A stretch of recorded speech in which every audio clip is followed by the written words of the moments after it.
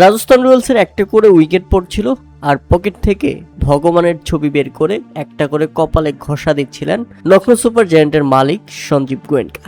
দেখতে দেখতে যখন মাত্র 159 রানের মধ্যেই থেমে গেল রাজস্থান রয়্যালস, তখন তো পকেট থেকে আবারও ভগবানের ছবি বের করে 2বার কপালে ঘষা দিলেন সঞ্জীব গোয়েঙ্কা। কারণ ভগবানের কাছে তিনি যা চেয়েছেন সেটা তিনি পেয়েছেন।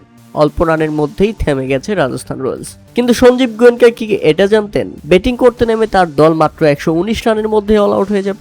আইপিএল এর মতো বড় মঞ্চে একটা দল যখন 159 রানের মধ্যেই থেমে গেছে, এই ম্যাচ তো না জেতার কোনো কারণই নেই। কিন্তু ভগবান উল্টো গেম খেলে দিল। 160 রানের লক্ষ্যে ব্যাটিং করতে নেমে 119 রানের মধ্যেই প্যাকেট।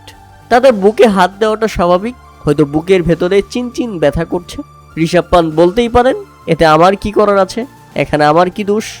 অবশ্য ঋষভ পান্তকে দোষারোপ করবেন সঞ্জীব গোয়েঙ্কা। একে তো দলটির ক্যাপ্টেন, তার মধ্যে আবার আজকের ম্যাচে করেছেন ডাক। হ্যাঁ, ব্যাটিং করতে নেমে একে একে আয়ুষ বাঁধনি, ঋষভ পান্ত এবং এইডেন মাকরাম, এই 3টা ব্যাটসম্যান পরপর ফিরে গেছেন 0 রান করে।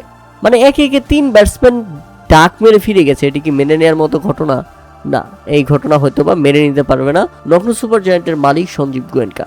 এবং দেখতে দেখতে শেষ পর্যন্ত দলটি 119 রানের মধ্যেই প্যাকেট। দলের হয়ে সর্বোচ্চ 41 বলে 55 রান আসে মিচেল মার্শের ব্যাট থেকে। বাকিরা কেউই সুবিধা করতে পারেনি। তাতে 159 করেও শেষ পর্যন্ত 40 রানের বড় জয় তুলে নিয়েছে রাজস্থান রয়্যালস। রাজস্থান রয়্যালসের এই রান করার পেছনে সবচেয়ে বড় কৃতিত্ব রবীন্দ্র জাদেজার।